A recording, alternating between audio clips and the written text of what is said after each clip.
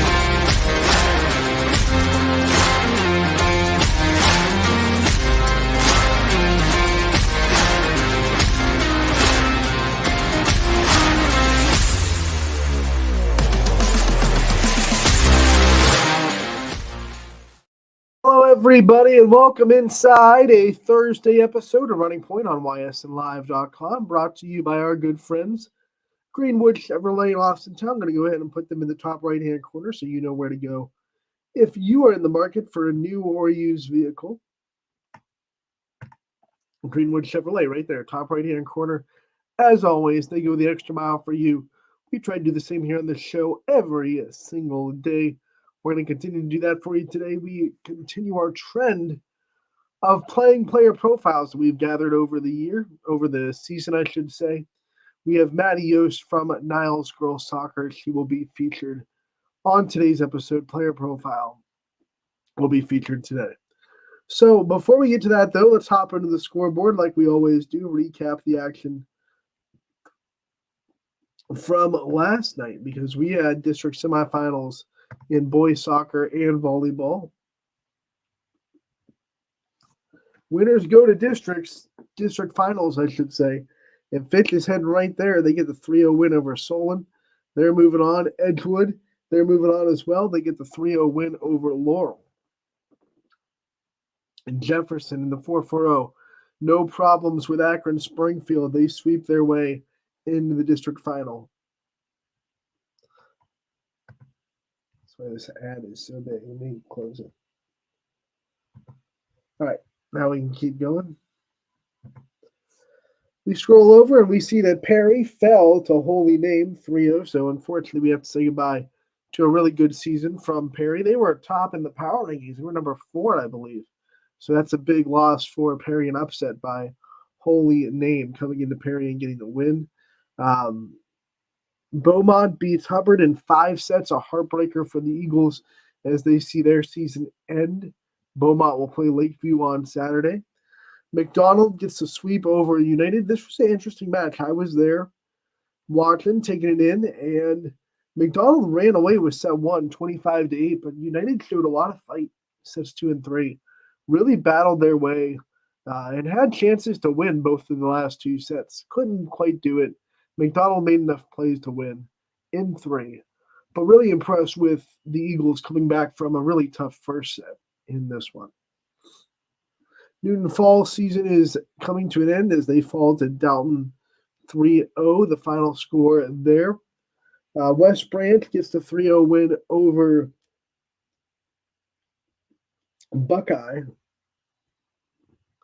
Marlington gets the win over Niles. Their season is over. Struthers and Lakeview playing each other again as the NE8 rivals clash in the tournament, and it is Lakeview that gets the win 3-0 there. So Lakeview is going to the district championship on Saturday against Beaumont. Hillsdale with the 3-0 sweep over Springfield. Middle Ridge advances to the district championship, and we're guaranteed somebody from YSN in regionals because they'll be playing McDonald. So YSN matchup in the district championship as Middle Ridge gets to win 3-0 over Lake Center Christian. And last but not least, Beaver gets the 3-0 win over number 16 Gateway to move on in the WPIL tournament. Boys soccer looks like this. These are district semis as well. Boardman falls to North Royalton, 8-0, the final score there. Wild one in Austintown Fitch. They get a walk-off goal, and they win in overtime 2-1. Mooney gets the better of Urson in the Holy War in the tournament with a lot on the line. 4-0 Mooney. And both boys and girls soccer teams both playing in the district championship. So a good soccer season on both sides for the Cardinals so far. West Branch falls to Andrews Osborne 2-1, the final score there. The Warriors season meets an end. Poland, though, they have a big one in penalty kicks. They get the win over Bay Village Bay. 3-2, Poland won the penalty kick round after 2 overtimes were completed, and they were still tied. Michael Daly with 3 big saves in penalty kick time to preserve the win for the Bulldogs. Then last but not least, Norwayne beats Hubbard 2-1, so Norwayne is moving on as well. One girls soccer game last night, St. Clairsville edges out Beaver Local in overtime 2-1. Tough one for the Beavers. They knew they were up for a really big task in St. Clairsville. They had played them twice already this year. They got really close, but St. Clairsville, a tough team, they get the win, edge it out in OT. So that is your scoreboard from last night. A lot of funness when you're talking about district championships. And we have 1, 2, 3, 4, 5, 6, 7 teams advancing to a district championship on Saturday. So we'll have a busy slate on Saturday as well for district championships. The sites can be found on the OHSA website where these teams are playing. It'll be neutral sites for this matchup. District semis were hosted by the highest seed in the district, but the district championships will be on neutral sites. I know McDonald and Middle Ridge will be at Berkshire on Saturday at 11 a.m. And once again, the sites can be found on the OHSA website. You go to the bracket, find your team, and they can be found there. We have more district championships tonight. So the teams that played on Tuesday in volleyball, playing for district championships tonight, Crestview versus South Range. That's one I want to talk about real quick because kind of a full circle moment, right? Crestview has won, 19, 20, 21, 22, 23, 5 district championships in a row, going for 6.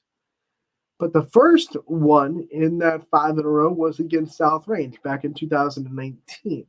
So kind of going full circle, trying to start and loop around, and then they'll try to keep that streak against the Raiders tonight. Raiders with a win over Canton Central Catholic to get to that point. Crestview with a win over LaGrange Keystone.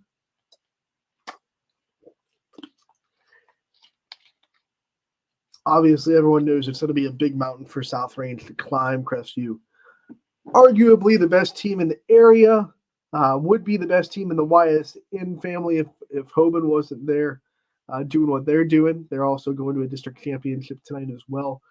Man, it's going to be fun to watch. Crestview trying to make a run into regionals. If they won tonight, they would actually have to play, probably, not taking anything for granted, but probably play Mineral Lake Catholic in the regional semifinals. That's been the obstacle the last couple of years. Last year was in the regional final. 2 years ago, the regional semis. Mineral Lake Catholic back-to-back state champions. But they did lose seniors last year, and they were D1 caliber seniors as well. So not saying that they're not a great team. They are. They have a lot of great players, but they're not what they were last year. So we'll see what that would hold if it were to happen. Crestview still have to take care of business tonight in Streetsboro.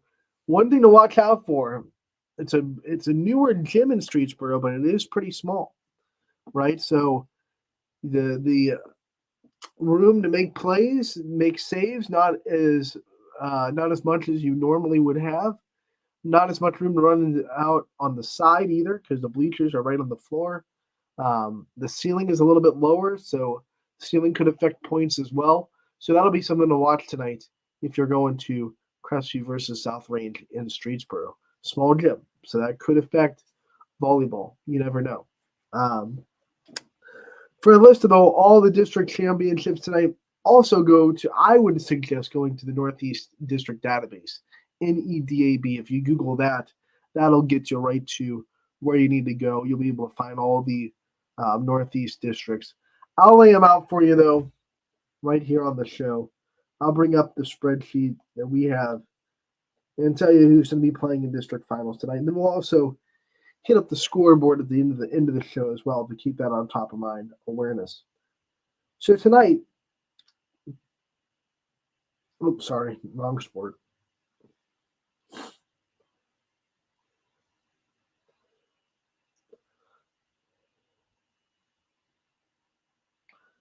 So tonight, here's what your district finals have in store tonight. We have Canfield against Gilmore Academy. That's number 16 Canfield against number 2 Gilmore Academy. That'll be at Medina at 5 o'clock. Howland playing Hoban. That's an all YSN matchup, so we're guaranteed someone in regionals on that spot at that point. That one will be at Holy Name High School at 5 o'clock. At 6 o'clock, Beaver Local plays Meadowbrook. Also at 6 o'clock, East Liverpool playing Riverview. Beaver Local will be at Harrison Central, and East Liverpool will be at Tusky Valley. Crestview versus South Range, that one will be at Streetsboro. Girard versus Chippewa, that one is going to be at Magnificat High School. 5 o'clock starts for both of those games. Last but not least, we have Ashtabula St. John. They're playing Lisbon, an all YSN matchup, guaranteed someone in the regionals there. 5 o'clock start time for that one. And then Smithville, at Smithville, we have Wellsville playing Cuyahoga Heights. 5 o'clock start time there. So all of our teams are playing the early district championship, which is good for our fans. If they have to travel a far way to get to those games, at least you'll be able to get home a little bit earlier than if you were the 7 o'clock slot. Each of these hosting 2 district championships. So there will be 2 games at each site tonight, but a little bit different this year, as instead of the host hosting the 2 semifinals and the championship, you have the host just hosting the district championship, but they also host 2 separate ones. So that's a little different than years past, but we have more districts, more championship games than we've had in the years past as well. So the OHSA made the adjustment, and now you have hosts for multiple district championships in one spot. So good news for our fans. If you're out there traveling, you won't have too late of a night because all of our teams play before 7 o'clock. All of our teams are the first game on the slate. So if there's a silver lining to having to travel to play someone that's really close to you, which I know a lot of teams are a little bit annoyed by, Crestview, South Range, they're right next to each other. They have to play in Streetsboro, Middle Ridge and McDonald, have to go to Berkshire. It's just one of those things, neutral sites, right? These are predetermined places, and the teams get to pick what bracket they get to go to. So at the end of the day, you know where you're going. But also, I think you should be able to common sense go to the OHSA and be like, okay, it worked out. We have 2 local teams playing each other that are very close to each other. Let's find a neutral site in the area and play there instead of making them go all the way up to Berkshire or wherever they're going. I think that should be in place. I think that should be something that you're able to do. This is my 2 cents. My 2 cents on that. I don't think there should be a reason the 2 local teams have to travel, an hour and a half away to play each other. I think that's kind of silly. But I also know there's a lot of logistics to go into deciding who the hosts are, and you don't want to take that away from the schools that have earned it or submitted for it. So I get that too, and I understand that the teams at the schools I said that are set up to host are there for a reason. It would probably be hard to get a host last minute too, and you want to keep it a neutral site, of course. So I get it, but I still think it's kind of silly. We'll take a commercial break. When we come back, we have a player profile to feature. It'll be Maddie Yost from Niles Girls Soccer. That's coming up next on Running Point. 21 News delivers the news as it happens, using the latest technology from where it happens. Live here outside the Mahoney County. On air, online, Wednesday afternoon weather update. Very dangerous. and on the 21 News social media platforms. I'm on the road right now. 21 News, the Valley's only locally owned source for trusted news since 1953. Craftsmanship to us is 60 years of pride and dedication. Passed down from generation to generation. The hardwood floors that your kids take their first steps on. The solid wood doors you quietly close at night. The things we create day in and day out are the products that end up turning your house into a home. At Baird Brothers Fine Hardwoods, uncompromising quality and craftsmanship built our business. And it will keep us moving forward for generations to come.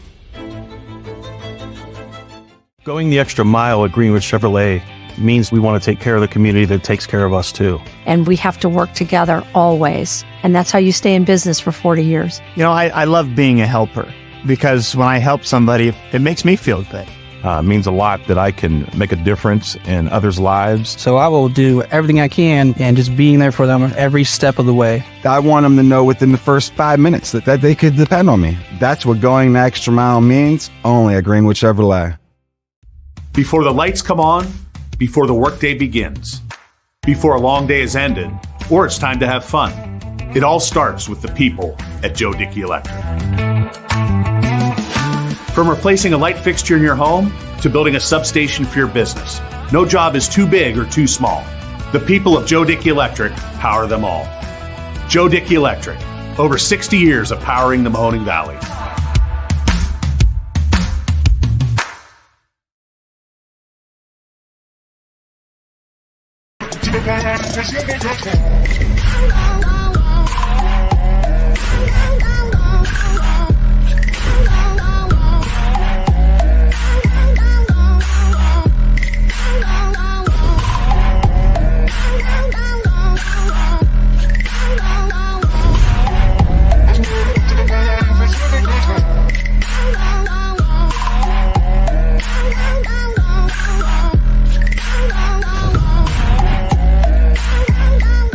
Now you can see every school, to the smallest school, to the intermediate schools, to the schools in the outlying areas. It gives you coverage that you could just never get to before. It's something that's great to experience, and it's opened up a whole new wave of sports viewership. The possibilities are endless here at YSN. Push the envelope every day. Try something new. If it works, great. If it doesn't, well, let's try another angle, and we just keep moving forward. My name is Mike Ackelson, and my sports network is your sports network. What can you do on over 5,000 acres? At Mill Creek Metro Parks, you can discover unique habitats and wildlife, create memorable family moments, experience history, heritage, and park programs, explore scenic landscapes, take time to relax and be well, connect with nature and each other. Come see what's new at Mill Creek Metro Parks. Plan your trip now at millcreekmetroparks.org. Going the extra mile at Greenwood Chevrolet means taking care of our local customers. And it's just a great feeling to put them in a vehicle and get them all excited about a new vehicle. At the end of the day, our goal is to be someone our customers can count on. And every day I'll go the extra mile for the community so they can trust us. To do anything that would convenience the customer or make them feel more at home. Realizing, number one, that we're here for them and that we're not going to go away. That's what going the extra mile means, only at Greenwood Chevrolet. Welcome back to Running Point on ysnlive.com, brought to you by our good friends that you just heard from in that commercial break, Greenwood Chevrolet in Austintown. They go the extra mile for you. We try to do the same here on this show every single day. We do that with our player profiles that we get to feature from all the interviews that we're able to gather throughout the season. And today is no different. We have one set up for you. Maddie Yost from Niles Girls Soccer. Niles is the 1 seed. They're in the district finals, and they also are 88 champions. So you know that Maddie Yost is a good player, and you know that she's on a really good team this year. Niles having one of those years that defines a program because they were right there in the NE8 the last couple of years. You know, they were kind of in the conversation, but they couldn't get past Poland. And now this year they have taken that NE8 championship, tried to get a district championship to go along with it. Mattios will be a big reason why they get it if they do, in fact, get a trophy at the end of the year, at the end of the district. So let's hear from her. Let's see what Maddie Yost has in her player profile here on Running Point. Penny Herwig here with a Niles girls soccer player profile. We are joined by Maddie Yost. Maddie, thank you so much for coming on and talking with us today. Yeah, thank you for having me.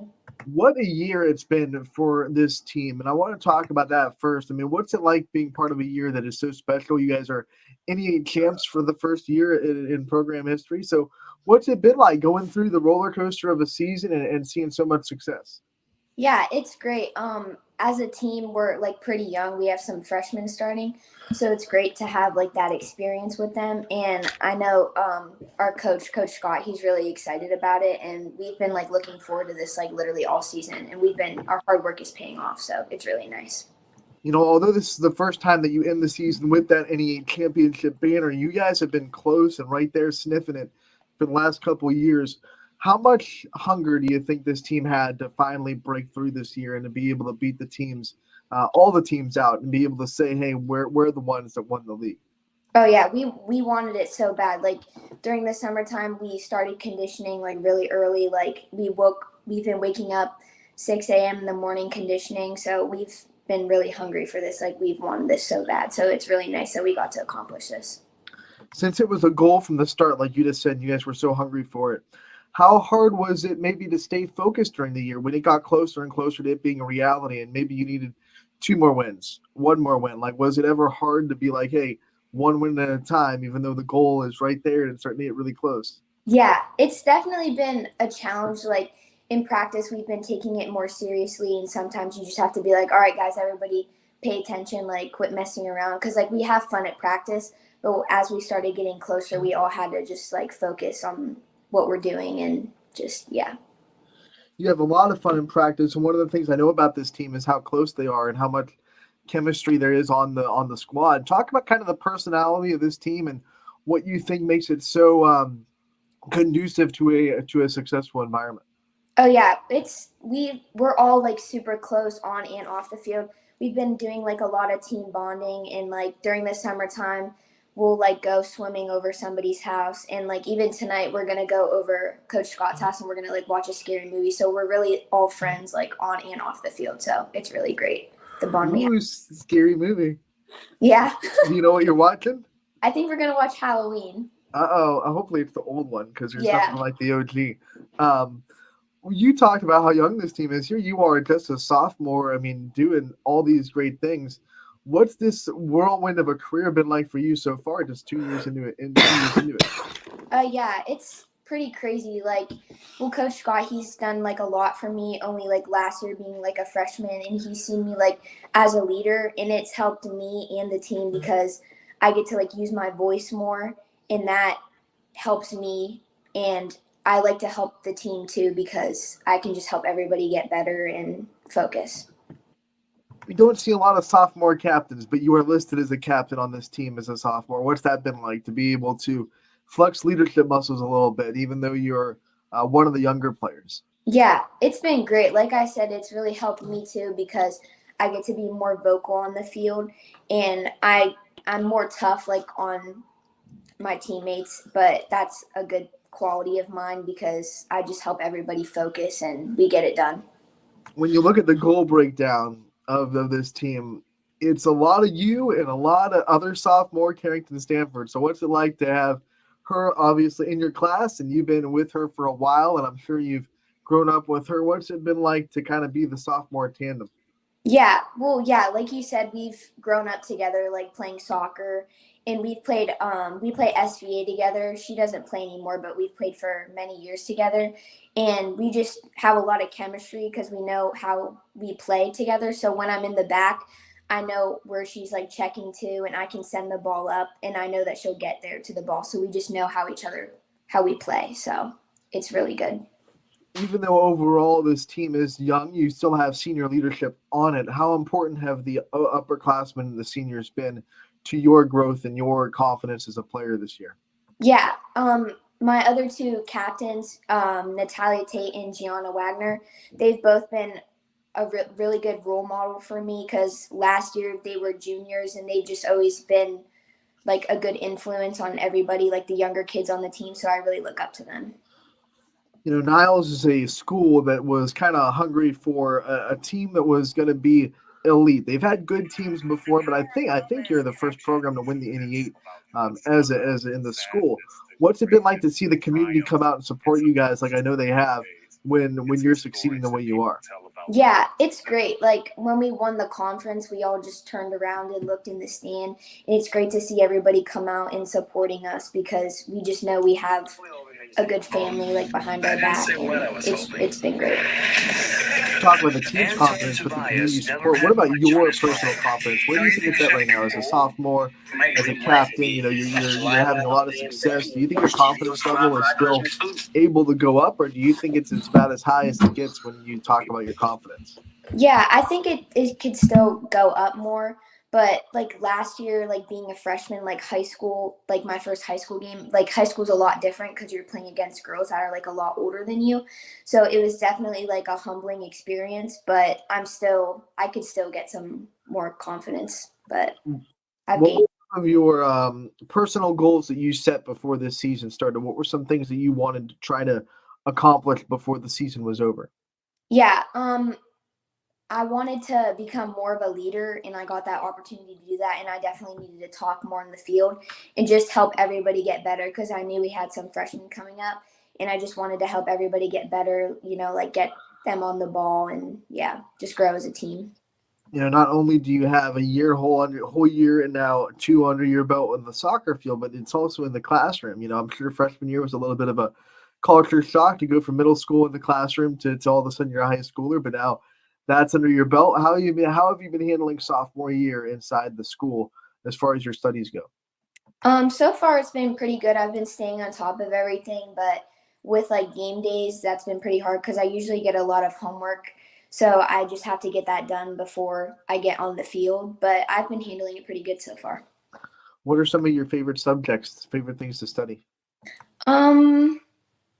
Probably math. I like math because I have a really nice teacher and she like helps me out a lot. I like science. Those are probably my top two. Flip side, what's the one that you have to really work at and just doesn't come too naturally to you and you have to work real hard to get good grades? Probably English. It usually works out that way. Math is the opposite of English.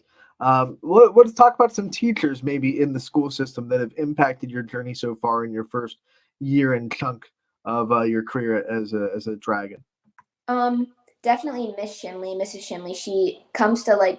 She's been coming to a lot of our games, so she's like very supportive. She always mentions soccer when we walk into the classroom, and she's just like a great person overall. And then also Mr. Catrone. He teaches financial literacy. I had in my freshman year, but he's very positive in the hallways to all of us. He's just a great guy. You talked about how hard it can be on game days to balance it all, and every athlete has kind of a different system that they use to make sure that their schoolwork gets done while they're handling their business on the field or on the court, whatever sport you're talking about.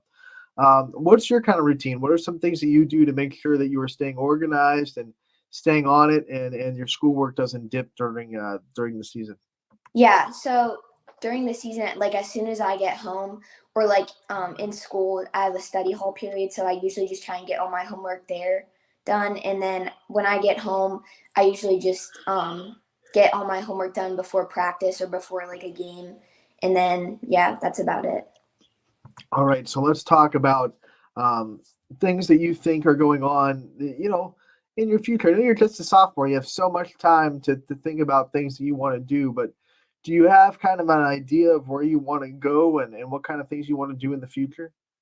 I definitely want to play soccer at the next level in college. I'm not really sure like where I want to go yet, but for my career, I think I want to get into nursing or something like that. When you think about, playing soccer in college, and I know like this year and next year are going to be important in recruiting when you talk about, getting on coaches' radars, what kind of things are you looking for? Like, what kind of things could a coach come to you next year when they're allowed to talk to you and present to you that you would think, wow, that would be a really good opportunity, and I'd want to be a part of that program? Just like probably just like I'm looking for just like a good team that I can like bond with and that has like a good connection, like they have a good connection with each other, just something like that. Behind you, we see family. So let's talk about your family and how much it means to you and some of the things that you think makes your family special and unique in your eyes. Yeah, my family, my mom and dad, they've done a lot for me with like my soccer journey. They pay for my club team, SVA, and that can be like very expensive.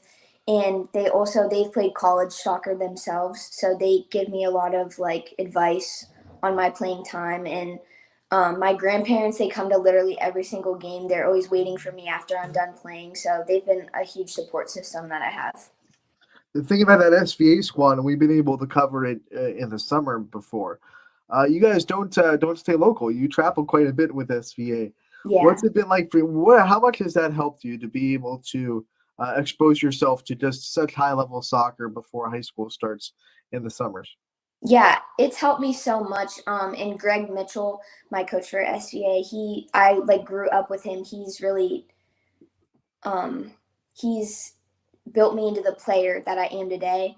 And like traveling and stuff, I get to experience so many like new players, and I got to meet all my new teammates and playing with like a different crowd. It's great, and it's really helped me before high How school. much have you enjoyed kind of the long road trips and those kind of experiences that you get with that club?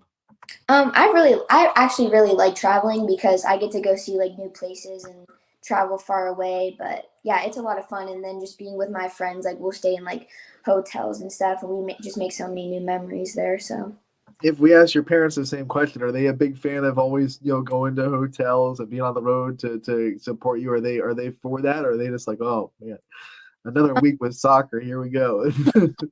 well, my mom not so much because my brothers, I have two brothers and they both play sports like baseball and basketball and stuff like that. So my mom doesn't really get to be with them that much because my mom usually comes with me. So usually she's just like, I want to go home, stuff like that. But she loves watching me play soccer. So Moms out there, you are doing amazing things, and I know Maddie's mom as well. Talk about the moms of the team. One of the big things that they do that I always get to see is the snack bags on away games. So, one, give me a teammate's mom, or maybe it's yours, that has the best post game snack bags on away games. Definitely Emma Merlot's mom, Monica Merlot. She always is giving us chips and like waters and like a little snack bag to like bring on the bus for like away games, and she'll give us like sandwiches or like it's like a pepperoni roll, something like that. So it's great. They do a lot for us, the moms. What does a perfect snack bag look like for you? What could be in a snack bag that would make it perfection? Definitely a pepperoni roll. A bag of chips, like a bag of Doritos or something, a granola bar, and a Gatorade. That's like my favorite. Do you have a favorite chip, or is it like, hey, whatever, Doritos, Yeah, Fritos, any of the Eatos family? Yeah, I like Doritos. That's pretty much my favorite. And then you said Gatorade, so we got to ask a little bit of an expansion question on that. What's your favorite flavor? The red one, fruit punch. Do you have like if Gatorade came to you and said, hey, we need a new flavor, do you think that there's anything in your mind that would be like, they don't have it, but it would be really cool if they had this flavor? I don't know. I haven't really thought about that, but red is by far my favorite. I don't think anything could beat that, even if I could think of anything else. So Red. Go with red. Yeah. It matches the school colors anyway. It's perfect. Yeah. Maddie, one of the things we want to do at the end of these player profiles, we do them every time. I know we've talked about your parents, but I'm sure there's a lot of other people too that support you and that are there for you throughout your whole career. So I want to give you the time to give out shout outs and thank yous to the people in your life that you think deserve it and shine a limelight on them at the end of the interview.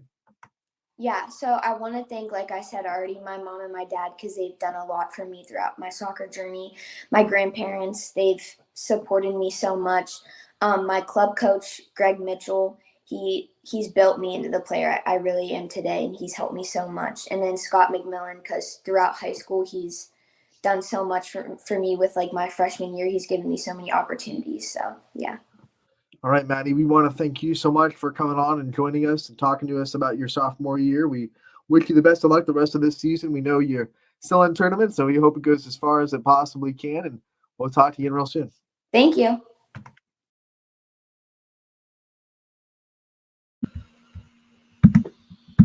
And that was Maddie Yost from Niles Girls Soccer. What a great player profile that was. Like I said, one of the premier, not just premier players, but premier teams in the YSN family when it comes to girls soccer. Niles, the 1 seed in the district, and they're hoping to win a district championship and back up that 1 seed that they were voted in by the coaches in the district as well. NEA champions too, by the way. So I'm going to run through the scoreboard one more time and give you guys a look at what's happening tonight. So we'll flip from yesterday to today.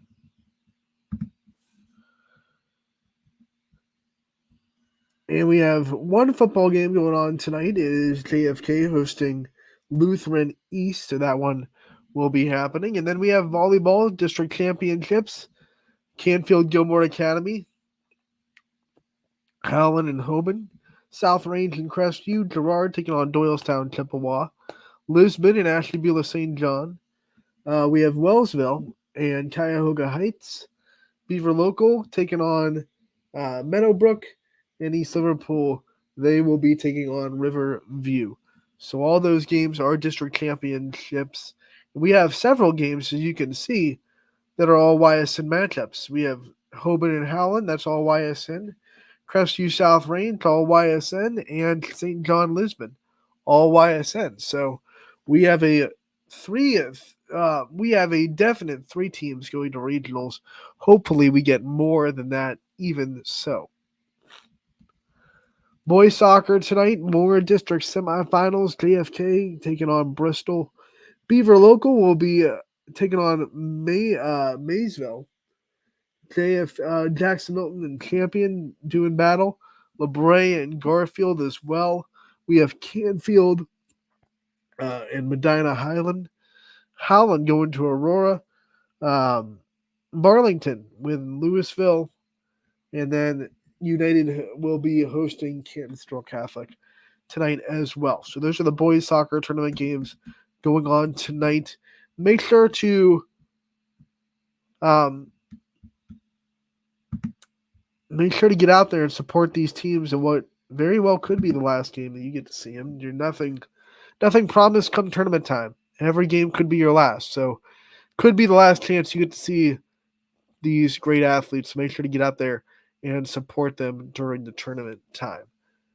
That's going to do it for today's episode of Running Point. We want to thank you so much for tuning in today.